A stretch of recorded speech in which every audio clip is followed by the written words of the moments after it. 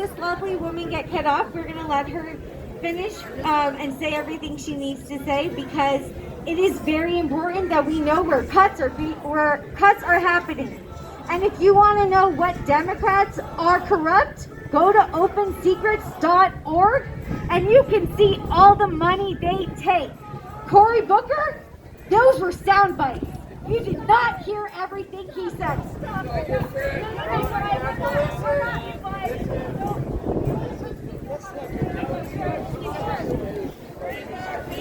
So I just want people to understand that we need to know who is bought and paid for, and we are fed sound bites, and we need to know everything that is said before we put our faith in one person.